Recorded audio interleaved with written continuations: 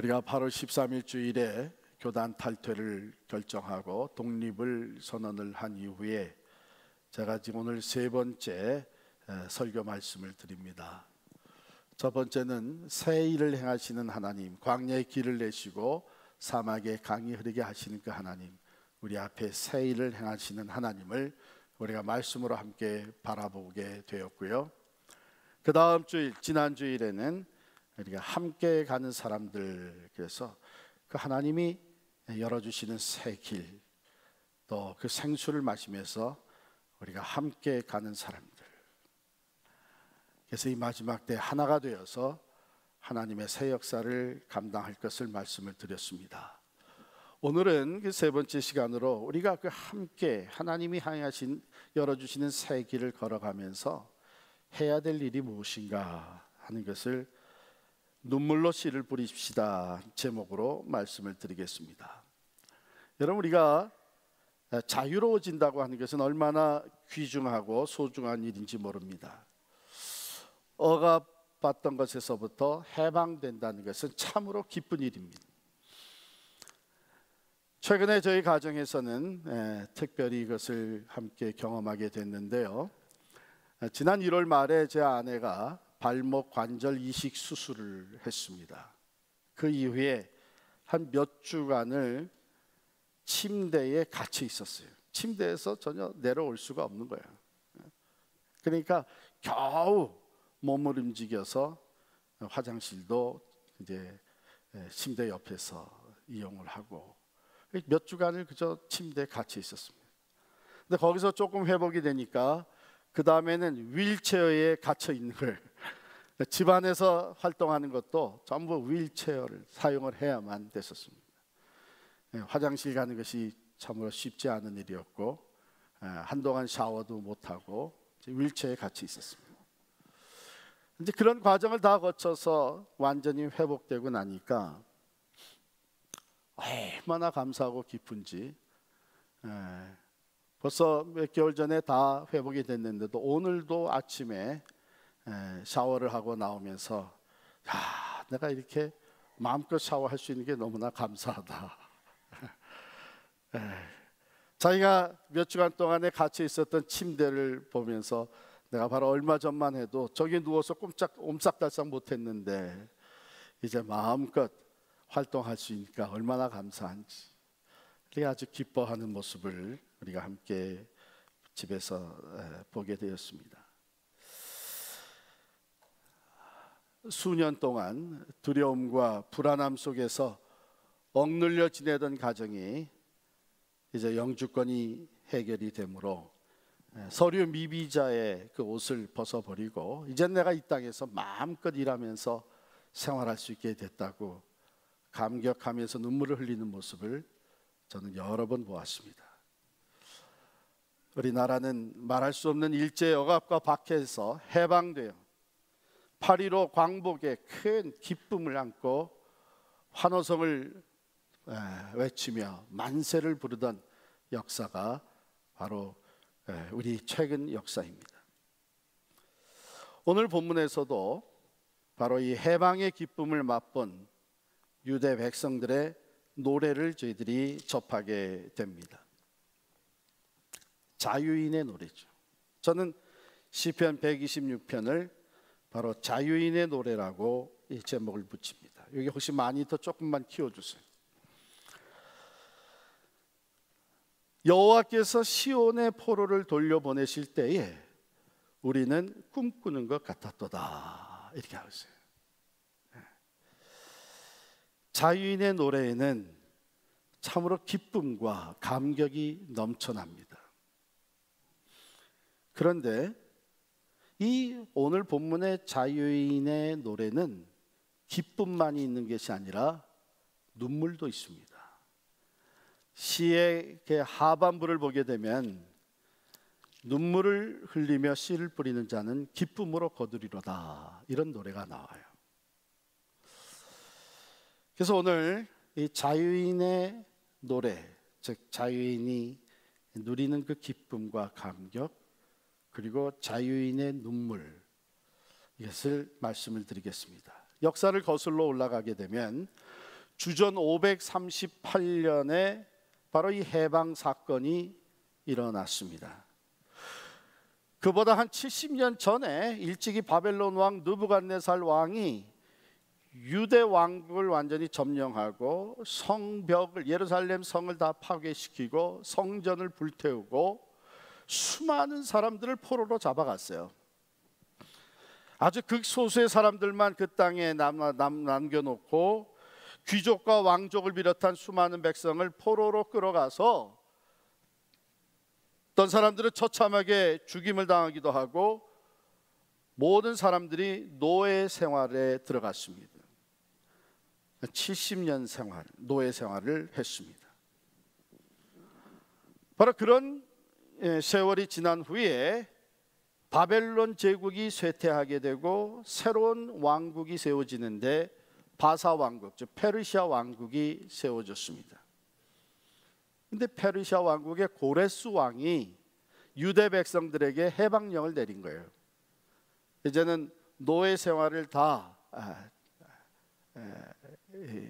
끝이고 고국으로 돌아가서 자유인으로 살게 해 주었습니다. 그때 이들의 감격은 말할 수가 없었던 것이죠. 더군다나 이 고레스 왕은 하나님을 믿는 사람도 아닙니다.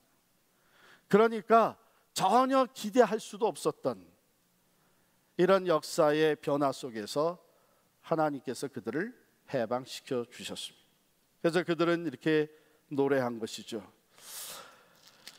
여호와께서 시온의 포로를 돌리실 때에 우리가 꿈꾸는 것 같았다. 이거 믿어지지 않은 사실이었죠.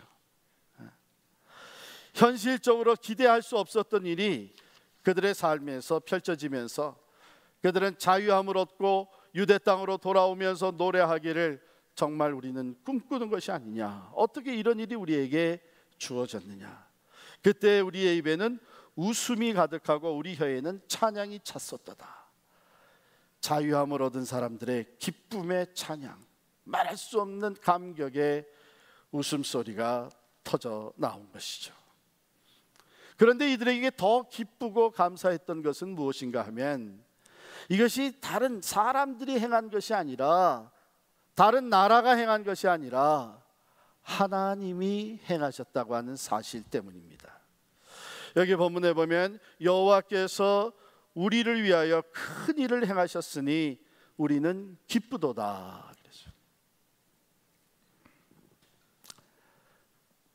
이것이 왜 그렇게 더 기쁠 수밖에 없었나 하면요, 그들이 패망하고 포로로 잡혀갈 때에 주변 나라들, 이방 나라들, 하나님을 알지 못하는 이방 백성들이 손가락질하면서 놀렸습니다.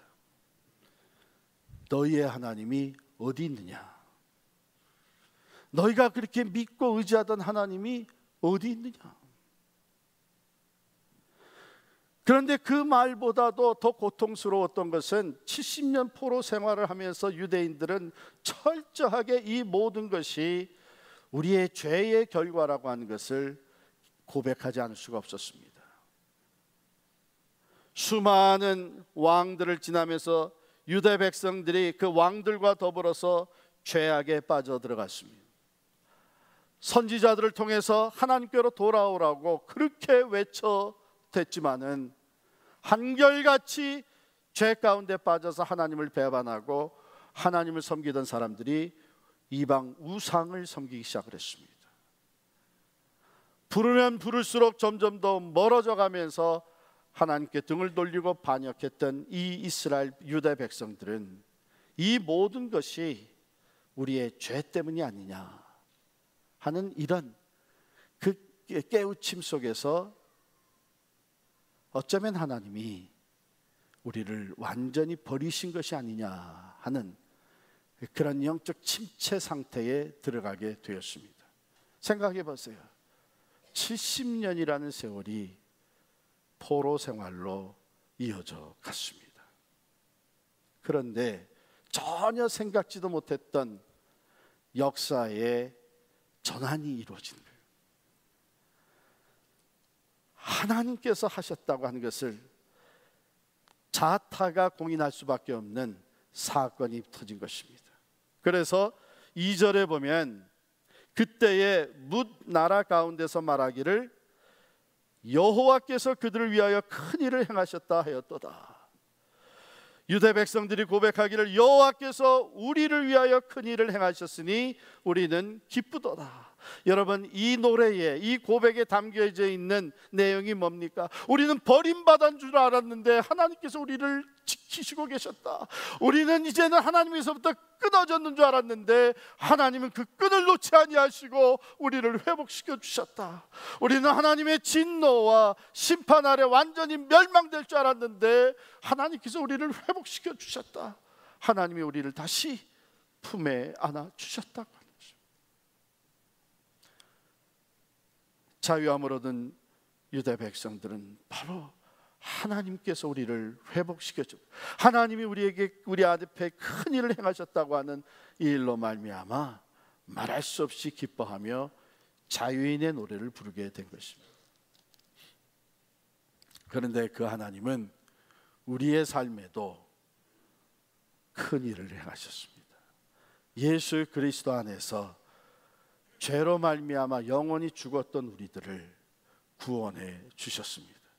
그 죄값을 치를 수 없는 우리들, 예수 그리스도를 보내주셔서 우리 대신 그 죄값을 다 치르게 하시고 의롭다함을 얻게 하시고 사망에서 생명으로 옮기움을 받게 해 주셨습니다. 이 땅에 발을 딛고 살아가지만 우리는 천국을 소유한 사람들이 되게 하셨고 이제는 죄와 심판에서부터 완전히 자유함을 얻어서 하나님을 마음껏 예배하며 찬양할 수 있는 이 자유인의 노래를 부르게 하신 줄을 믿습니다. 이전 것은 지나갔으니 보라 새 것이 되었도다.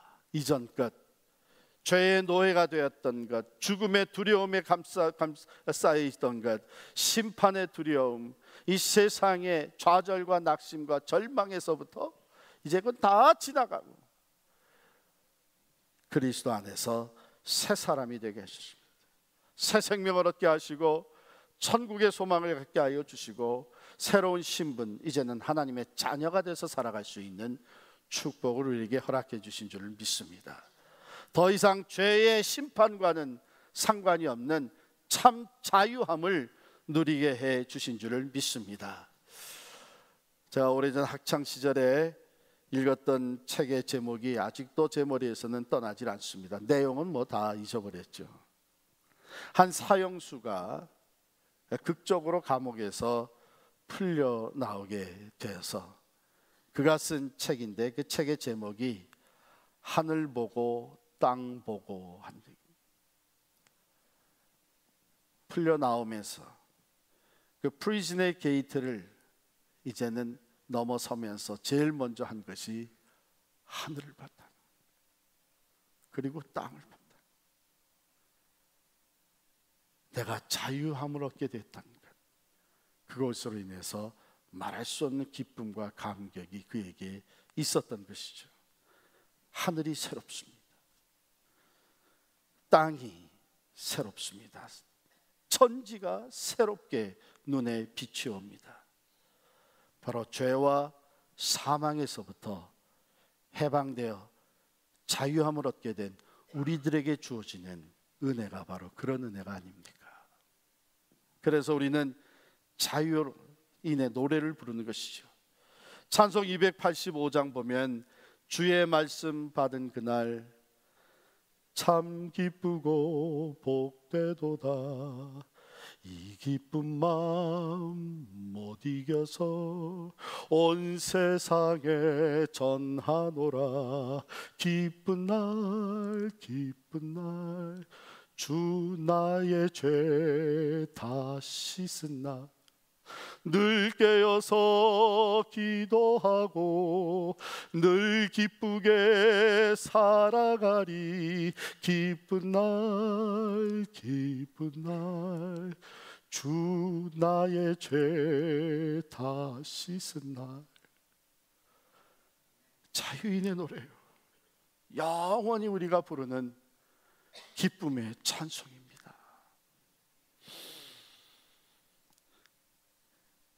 그런데 이 자유인의 노래에는 눈물도 담겨져 있습니다. 우리 4절부터 보게 되면 바로 자유인이 흘리는 눈물을 우리가 접하게 되죠. 여호와여, 우리의 포로를 남방 시내들 같이 돌려보내소서. 눈물을 흘리며 씨를 뿌리는 자는 기쁨으로 거두리로다. 울며 씨를 뿌리러 나가는 자는 반드시 기쁨으로 그 곡식단을 가지고 돌아오리로다. 자유함을 얻었는데 왜 이제 눈물을 흘립니까? 그것은 해방되어서 유대 땅으로 돌아왔는데 현실은 만만치가 않은 거예요. 황폐된 땅, 무너진 성벽, 불타버린 성전, 이제는 땀을 흘리면서 그것을 재건해야 합니다. 성벽을 다시 쌓아야 합니다. 성전을 다시 세워야 합니다. 그런데 그들이 땀을 흘릴 뿐만 아니라 눈물을 흘리면서 씨를 뿌리며 나아가 수고할 수밖에 없었던 것은 아직도 포로 생활에서 돌아오지 못한 동족들이 있는 것입니다. 고레스 왕이 해방령을 내린 후에 1차 귀환이 있었고, 그 다음에 2차 귀환이 있고, 또 세월이 흘러서 3차 귀환이 있었습니다. 그러니까 먼저 돌아온, 먼저 자유를 얻은 이 백성들이 아직도 포로 생활에서 돌아오지 못하고 있는 동족들을 생각하며 눈물을 흘릴 수밖에 없는 거예요. 여러분, 진정한 자유의 가치를 알고 참된 자유를 누릴 줄 아는 사람들은 자유 얻은 것에 대한 기쁨과 감격뿐만이 아니라 그 자유로 인해서 눈물을 흘릴 수밖에 없는 것이, 그 자유를 아직도 소유하지 못하고 있는 사람들, 아직도 죄 가운데서 포로 생활하는 사람들을 볼 때에 안타까운 눈물이 흐를 수밖에 없고, 그들을 사랑하는 마음에서 눈물을 흘리며 씨를 뿌릴 수밖에 없는 것입니다. 그들은 눈물을 흘리며 땅을 개간하기 시작을 했습니다. 성벽을 쌓기를 시작했습니다.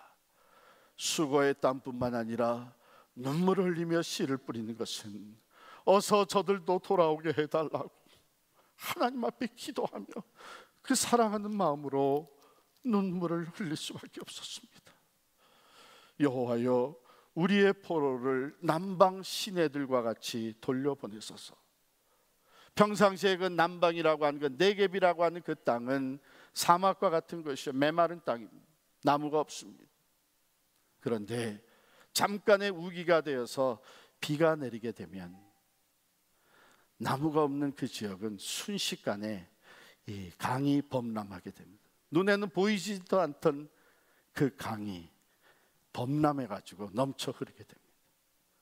그것을 보면서 남방 시내들과 같이, 저렇게 넘쳐난 강물과 같이, 주여 아직도 포로 생활에 있는 우리 형제들을 주님 떠서 돌려보내 주옵소서, 회복시켜 주옵소서, 저들에게도 이 자유를 허락하여 주옵소서.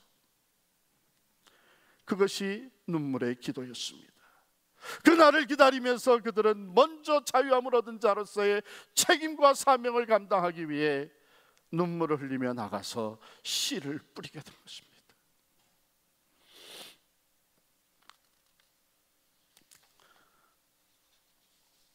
심고 거두는 일. 오늘 우리는 본문을 읽으면서 바로 그 진리를 되새기게 됩니다. 역사의 우연이나 요행은 사실 없습니다. 자연은 정직합니다. 콩 심은 곳에서 콩이 나고 팥 심은 곳에 팥이 나오게 되어 있습니다. 지극히 평범한 진리입니다.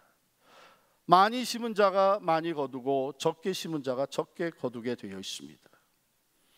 이 평범한 진리를 우리가 몇 가지 측면에서 살펴보겠습니다. 첫 번째, 지금 내가 거두고 있는 것은 전에 내가 심어 놓은 것의 결과입니다. 그러기에 내가 지금 거두고 있는 것이 변변치 못하다고 해서 불평할 수 없습니다. 오히려 새로운 자각을 해야 할 것입니다.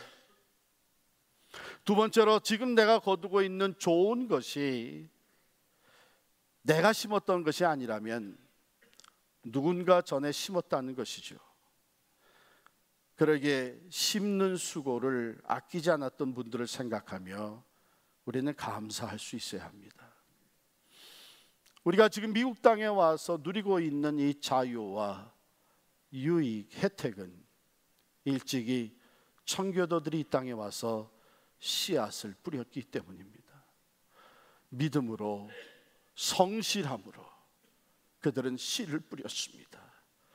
그 결과 오늘 우리까지도 이 땅에 와서 자유를 누리고 있고 많은 기회를 부여받고 있습니다.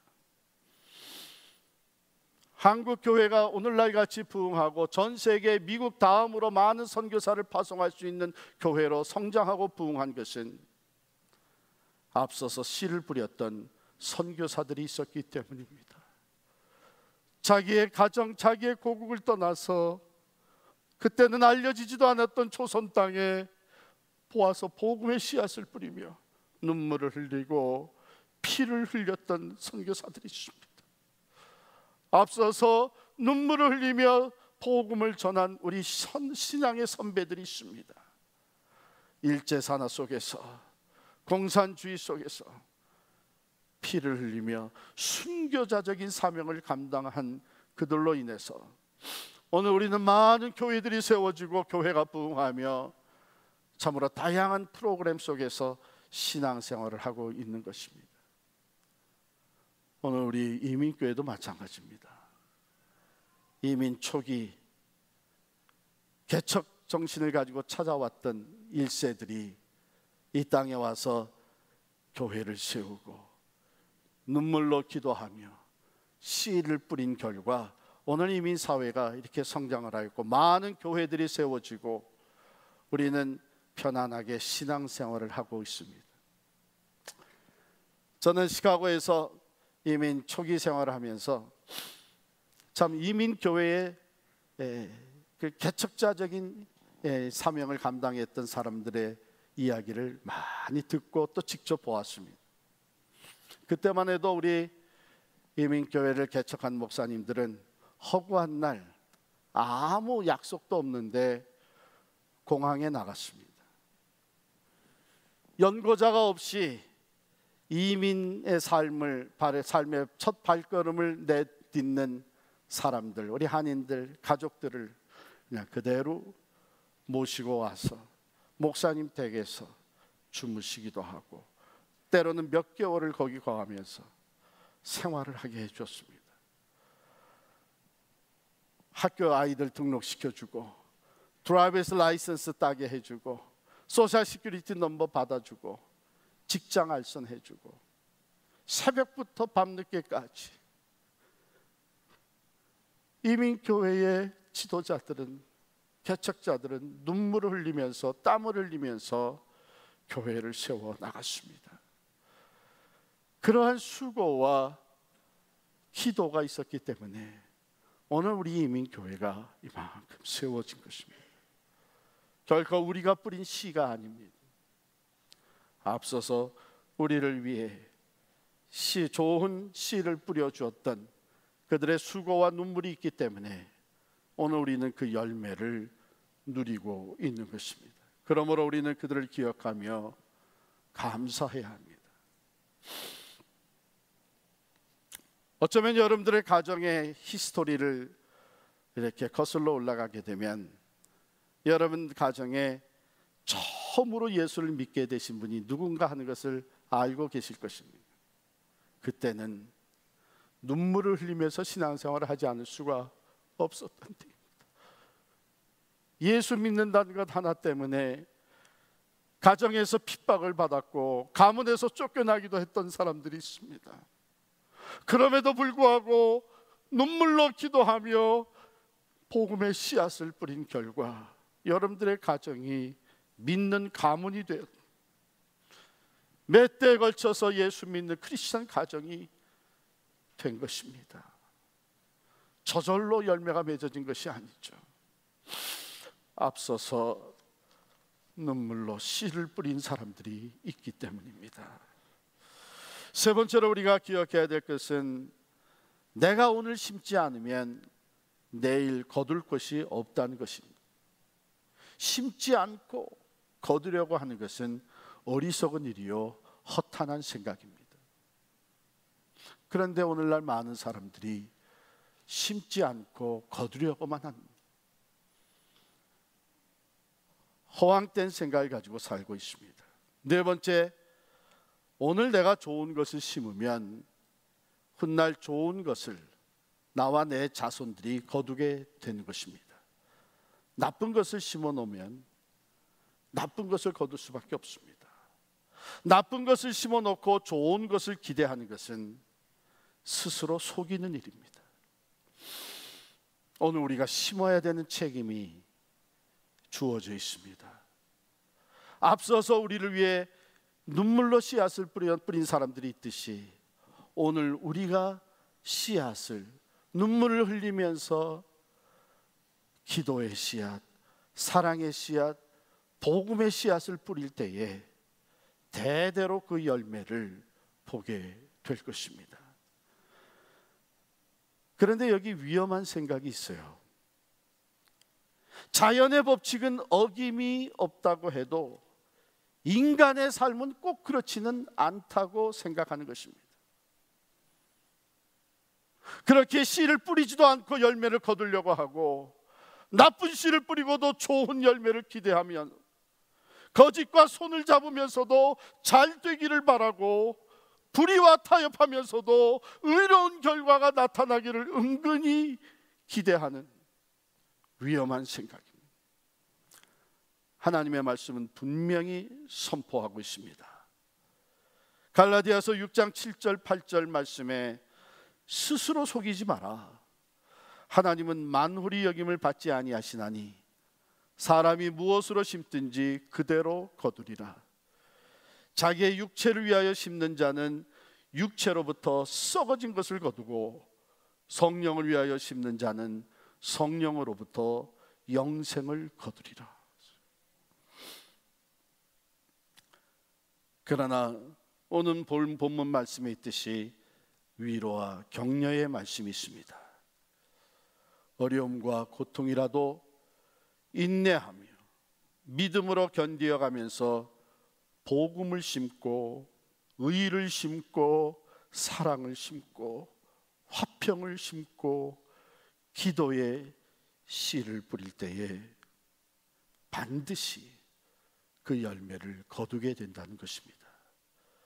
눈물을 흘리며 씨를 뿌리는 자는 기쁨으로 거두리로다. 울며 씨를 뿌리러 나가는 자는 반드시 기쁨으로 그 곡식단을 가지고 돌아오리로다.